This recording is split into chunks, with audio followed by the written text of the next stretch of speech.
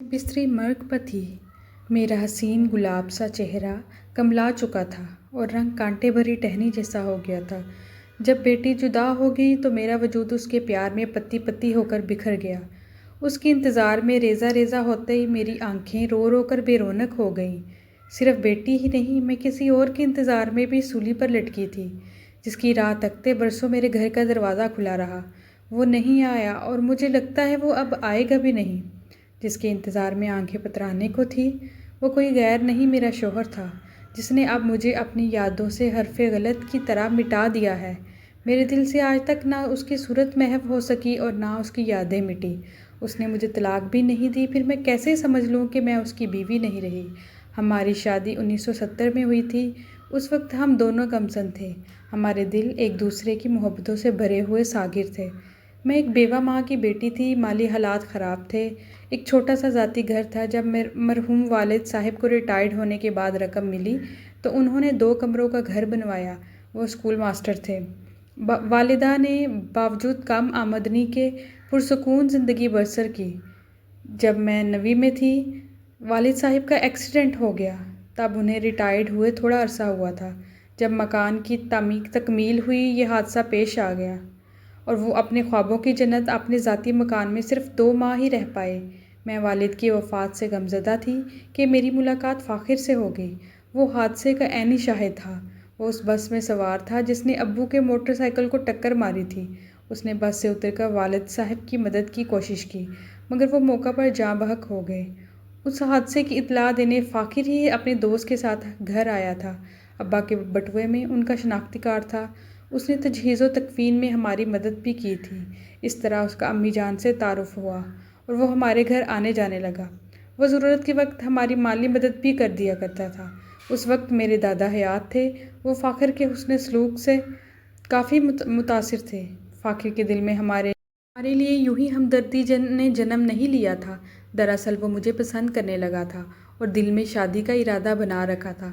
میں نے 9ویں کا امتحان دیا تو وہ حرف مدعا لبوں پر لے آیا۔ اس کے اچھے اخلاق سے میرا دل بھی اس کا گرویدہ ہو چکا تھا۔ اس نے دادا جان سے بات کی۔ انہوں نے شرط رکھ دی کہ میٹرک کرنے کے بعد ہم عائشہ کی شادی کر دیں گے۔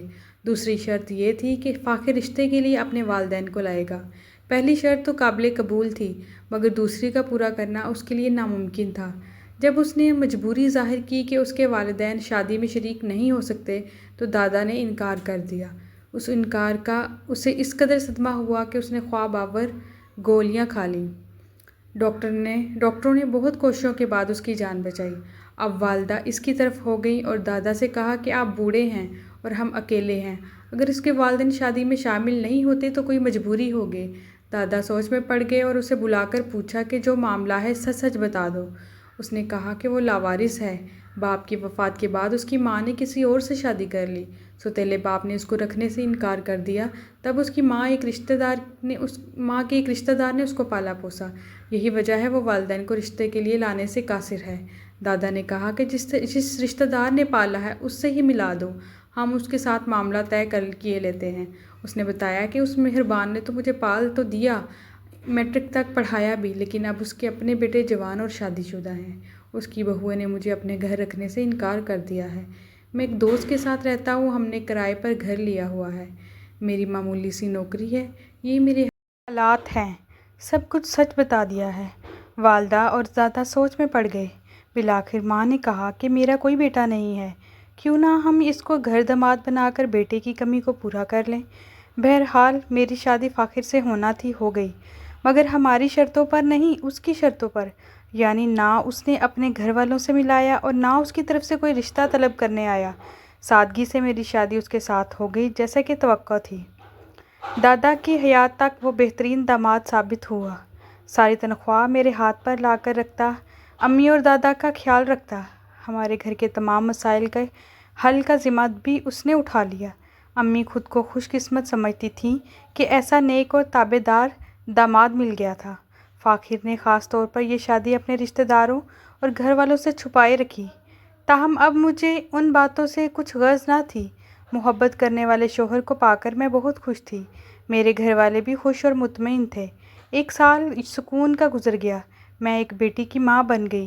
ہماری شادی کو 2 سال بمشکل گزرے تھے کہ ایک دن اس نے بتایا کہ میرے سوتیلے باپ نے امی کو چھوڑ دیا ہے، اب ان کو میری ضرورت ہے۔ میرے بغیر وہ خود کو بے سہارا محسوس کرتی ہیں، وہ اکیلی ہو گئی ہیں۔ اس لیے سوچ رہا ہوں جب تک ان کا زخم تازہ ہے میں رات کو ان کے پاس چلا کیا کروں؟ کیوں نہیں؟ تم ضرور اپنی غمزدہ ماں کی دل جوئی کرو، اس عمل سے اللہ پاک آپ سے خوش ہوں گے۔ میں سمجھ رہی تھی کہ وہ اپنی والدہ کی عدت تک ان کے پاس رہیں گے۔ میں نے یہ بھی کہا کہ آپ مجھے اور امی کو ان کے پاس لے چلیں تاکہ ہم ان کے غم میں شریک ہو سکیں۔ کسی وقت لے چلوں گا، فی الحال تو وہ اتنی غمزدہ ہیں کہ اپنے کمرے میں بند رہتی ہیں اور کسی سے نہیں ملتی ہیں۔ اپنے کمرے میں بند رہی ہیں اور کسی سے نہیں ملتی ہیں۔ اس کے بعد فاخر نے اپنی ماں کے پاس پڑاؤ ڈال دیا۔ وہ صبح سویرے آتے، تیار ہو کر کام پر چلے جاتے، شام کو آ کر کھانا کھاتے، بیٹی سے پیار جتاتے اور رات کو اپنی والدہ کے گھر چلے جاتے۔ انہوں نے میرے بار بار پوچھنے پر بھی نہیں بتایا کہ ان کی ماں کہاں رہتی ہے، تاہم مجھ سے ان کے پیار میں کوئی کمی نہیں آئی تھی۔ جب گھر سے جانے لگتے تو اداس ہوتے، کہتے جب تم سے ملنے کے بعد گھر جانے لگتا ہوں تو مجھے بہت پریشانی ہوتی ہے، رات بھر تمہاری یاد میں نیند نہیں آتی، گھر کی چھت سے تمہارے گھر کی طرف جانے والے راستے پر نگاہیں جما کر گھنٹوں کھڑا رہتا ہوں، سوچتا ہوں کہ تم بھی تو میرے بغیر پریشان ہوتی ہوگی۔ صبح ہوتی ہے تو فوراً تمہارے گھر کی طرف چل دیتا ہوں۔ وہ یہ باتیں کہتے تو خوشی سے میری آنکھوں میں آنسو آ جاتے، سوچتی کہ کیا سبھی محبت والے شوہر ایسی ہی باتیں اپنی بیویوں سے کرتے ہیں؟ اور آج جب فاخر کا دور دور تک کوئی پتہ نہیں، مجھے اپنے سارے سوالوں کا جواب آپ ہی مل چکا ہے۔ ہم نے کتنے ہی دن یوں ہی ایک دوسرے کی جدائی میں تڑپ تڑپ کر گزار دیے۔ کبھی اس صورتحال سے تنگ آ جاتی تو کہتی کہ مجھے اپنی والدہ کے پاس لے چلو، آخر میں ان کی بہو ہوں، وہ تم کو قبول نہیں کریں گی، بہتر ہے کہ ان سے مت ملو ورنہ وہ تمہاری طلاق کروا دیں گی۔ میں ان کی بات سن کر سہم جاتی، کبھی کبھار دل بیٹھنے لگا، مگر ان کی شکل دیکھتی تو سب وسوسے بھول جاتی۔ پھر اچانک ان کے آنے جانے میں فرق آنے لگا، پہلے وہ روز آتے، پھر 2-4 دن کا وقفہ پڑنے لگا، بعد میں ہفتے اور پھر ماہ بھر کی دوری اختیار کر لے۔ میری بچی 4 سال کی ہونے کو آئی تھی، وہ باپ کو یاد کرتی، شکایت کرتی، روٹھتی اور وہ بہانے بناتے، وجہ پوچھتی تو مصروف بتا دیتے۔ اب میں اپنی بچی کو مل کر گلے سے لگا کر وقت گزارنے لگی۔ ایک دن آئے، عید کا دن تھا، میں نے اپنی بیٹی کو نیا جوڑا پہنایا اور تیار کر دیا۔ آج تو میں اپنی بیٹی کو گھمانے پھرانے لے جاؤں گا، میلے کی سیر کراؤں گا، شام کو واپس لے آؤں گا۔ میں نے خوشی خوشی کومل کو بنا سوا کر ان کے ساتھ کر دیا۔ وہ دن اور آج کا دن، پھر وہ لوٹ کر نہ آئے۔ فاخر تو کیا، میں اپنی بچی کی صورت دیکھنے کو ترس گئی۔ اس کے بعد تو دن کا چین اور راتوں کی نیندیں ہی مجھ پر حرام ہو گئی۔ انتظار کی بھی کوئی حد ہوتی ہے۔ دل پر خوف کے سانپ لوٹنے لگے اور ذہن میں برے برے خیالوں کے بچھو ڈنک مارنے لگے۔ فاخر پر اعتماد تھا، خدا خیر کرے کوئی حادثہ نہ پیش آ گیا ہو۔ ان کے گھر کا پتہ بھی معلوم نہ تھا۔ ایک دن دستک ہوئی، میں نے دروازہ کھولا، ایک شخص تھا جس نے اپنا نام ساجد بتایا، بولا میں فاخر کا دوست ہوں، وہ اپنی شادی سے پہلے میرے ساتھ کچھ عرصہ ایک کوارٹر میں رہا تھا، پھر وہاں سے چلا گیا۔ آج وہ میرے پاس آیا تھا اور یہ لفافہ دے گیا ہے کہ آپ کو دے دوں۔ وہ لفافہ مجھے تھما کر چلا گیا۔ میں نے لفافے کو بے تابی سے چاک کیا، اندر خط تھا۔ فاخر نے لکھا تھا، بچی کو گھر لے کر آیا تھا کہ اسے دیکھ کر شاید امی کا دل موم ہو جائے اور اس کی وجہ سے وہ تم کو بہو تسلیم کر لیں، مگر میرا یہ حربہ ناکام رہا۔ امی نے بچی کو تو قبول کر لیا اور اپنی بہن کے پاس بھجوا دیا تاکہ میں ان سے جدا کر کے نہ لے جاؤں، لیکن تم کو گھر لانے کی اجازت نہیں دے رہی ہیں۔ بہرحال میں ان کو منانے کی کوشش کر رہا ہوں، تھوڑا سا صبر کرو، جلد ان کو منا کر تم کو بھی لے جاؤں گا۔ یہ خط پڑھ کر میرے پیروں تلے سے زمین نکل گئی۔ اس کے بعد کے حالات بیان کرنا میرے بس کی بات نہیں۔ میں فاخر سے ملنے اور دیکھنے کے لیے تڑپتی رہی، مگر اس سنگ دل نے اپنی تو کیا میری معصوم کلی تک کی شکل مجھ کو نہ دکھائی۔ اب میں ایک زندہ لاش تھی۔ ڈاکٹروں نے میری زندگی سے مایوسی ظاہر کر دی تھی۔ ساری دنیا کہتی فاخر نے تم کو دھوکہ دیا ہے، لیکن میرا ذہن اس بات کو تسلیم نہ کرتا تھا۔ ابا کی پینشن پر گزارا تھا، اماں کی وفات کے بعد وہ بھی بند ہو گئی۔ میں نے ایک کمرہ اپنے رہنے کے لیے رکھ کر باقی حصہ کرائے پر اٹھا دیا۔ دن یوں ہی گزرتے رہے، ہمت کر کے پرائیویٹ امتحان دیتی رہی، بالآخر BA کر لیا تو ایک اسکول میں ملازمت مل گئی۔ 2 وقت کی روٹی کا آسرا ہوا، مگر فاخر کا دکھ بھولتا نہ تھا۔ ہر وقت دعا کرتی کہ اے اللہ مجھے میری بیٹی سے ملا دے۔ ایک دن اسکول سے گھر لوٹ رہی تھی کہ ایک شخص پر نظر پڑی۔ غور کیا تو مجھے لگا یہ ساجد ہے۔ آواز دی، بھیا ذرا ٹھہرو، کیا آپ ساجد ہیں؟ میں نے سوال کیا۔ ہاں میں ساجد ہوں، میں فاخر کی بیوی ہوں، کیا آپ نے مجھے پہچانا نہیں؟ پہچان تو لیا ہے، لیکن آپ کافی بدل گئی ہیں۔ ہاں بھیا، غموں نے مجھے ایسا کر دیا ہے، دعا کیا کرتی تھی آپ مل جائیں تو فاخر کا پتہ پوچھوں، شاید آپ جانتے ہوں وہ کہاں ہے۔ میری بیٹی 4 سال کی تھی جب عید کے دن اسے سیر کرانے بہانے سے لے گیا تھا، وہ دن اور آج کا دن دونوں کو ڈھونڈ رہی ہوں۔ بھیا مجھ پر ترس کھاؤ، اگر ان کا پتہ یا ان کے بارے میں کوئی خیر خبر دے سکتے ہو تو بتا دو۔ میں نے ہاتھ جوڑے اور پھر اس کے پیروں میں بیٹھ کر رونے لگی۔ اٹھو بہن، رستے میں اس طرح نہ بیٹھو، میں آپ کو تمام احوال بتاتا ہوں۔ وہ میرے ساتھ گھر آ گیا، پھر اس نے بات شروع کی۔ تمہیں بہن کہا ہے تو سچ بھی کہوں گا۔ بات یہ ہے کہ فاخر برا انسان نہیں تھا، مگر بدقسمتی سے اس کا جنم ایسی جگہ ہوا جس کا نام بھی لینا ہم پسند نہیں کرتے، وہ بھی بازار حسن کے محلے میں پیدا ہوا۔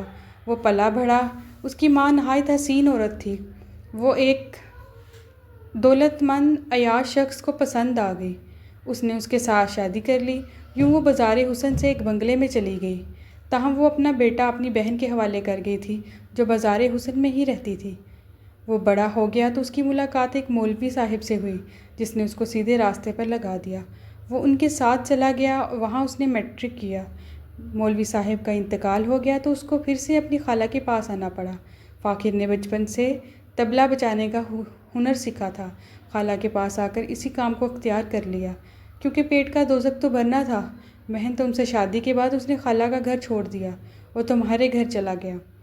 اس کی خالہ اس کی کھوج میں تھی، اس نے فاخر کا پتہ ڈھونڈ لیا اور ایک روز دوبارہ اپنے گھر لے گئی۔ فاخر نے اسے بتایا کہ وہ شادی شدہ اور ایک بچی کا باپ ہے، تو خالہ نے خواہش کی کہ وہ اس کی بچی کو دیکھنا چاہتی تھی۔ کومل چھوٹی سی تھی، فاخر کو گمان بھی نہ تھا کہ جس عورت نے اسے ماں بن کر پالا ہے وہ اس کے ساتھ دھوکہ کرے گی۔ کومل کو دیکھ کر اس کی خالہ کے دل میں فتور آ گیا اور اس نے بچی کو چھپا دیا اور فاخر سے جھوٹ بولا کہ بچی سیڑھیاں اتر کر گئی تھی، کہیں بازار میں آگے چلی گئی ہے۔ فاخر نے اس کو بہت ڈھونڈا، اس لیے تمہارے پاس نہیں آیا کہ بچی مل جائے تو ورنہ تم کو کیا منہ دکھائے گا۔ جب بچی نہ ملی تو فاخر نے غصے میں اپنی خالہ کو گولی مار کر قتل کر دیا اور جیل چلا گیا۔ وہ اب تک سزا بھگت رہا ہے۔ ادھر بچی کو اس کی خالہ نے جس عورت کے حوالے کیا وہ بھی طوائف تھی اور اس کے کوٹھے پر بھی طرح طرح کے لوگ آتے تھے۔ بچی بڑی ہو گئی تو اسے بھی اس دھندے سے لگانا چاہا، مگر اس کی اچھی قسمت تھی، ایک پروڈیوسر کوٹھے پر آیا، کومل کو دیکھا اور کافی رقم کی پیشکش کی تو وہ عورت اس کو ڈراموں میں کام پر بھجوانے پر راضی ہو گئی۔ یوں کومل کی زندگی بن گئی۔ آج وہ اپنے فن کی بدولت بہت دولت کما رہی ہے، اس سے عزت اور شہرت بھی مل گئی ہے، مگر اس نے اپنے ماں باپ کو کھویا ہے۔ یہ قصہ سن کر اپنے کانوں کو یقین نہ آ رہا تھا۔ میں نے ساجد سے کہا، کیا تم مجھے کومل سے ملوا سکتے ہو؟ کیا وہ مجھے پہچان لے گی؟ ہاں، اگر تمہاری کوئی تصویر اس کے ساتھ ہے تو وہ پہچان بھی سکتی ہے۔ میں دوڑ کر کمرے میں گئی اور البم لے آئی۔ ساجد نے ایک تصویر نکال لی اور بولا، تم یہ لے کر میرے ساتھ چلنا، جب وہ اسے دیکھے گی تو تم کو ضرور پہچان لے گی۔ اگلے دن ساجد مجھے لے کر کومل کے بنگلے پر گیا اور چوکیدار سے کہا کہ میڈم کو کہو ان کے چچا ساجد آئے ہیں اور ساتھ خاص مہمان کو بھی لائے ہیں۔ تھوڑی دیر بعد ہم دونوں کو اندر بلا لیا گیا۔ کومل نے مجھ کو دیکھا اور ٹھٹک گئی۔ جب ساجد نے اس کو تمام احوال بتا کر تصویر دکھائی تو وہ میرے گلے لگ گئی۔ یوں اللہ تعالیٰ نے معجزہ کر دکھایا، ہم دونوں کو ملا دیا۔ آج میں کومل کے پاس ہوں، میرا بڑھاپا سکون سے گزر رہا ہے، لیکن پچھلے دکھ گرچہ بھول نہیں سکتی، بھلانے کی کوشش ضرور کرتی ہوں۔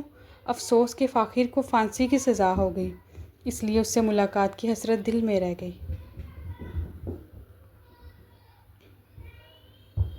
اگر آپ اسی طرح کی دلچسپ کہانیاں مزید سننا چاہتے ہیں تو پلیز چینل کو سبسکرائب کر لیں۔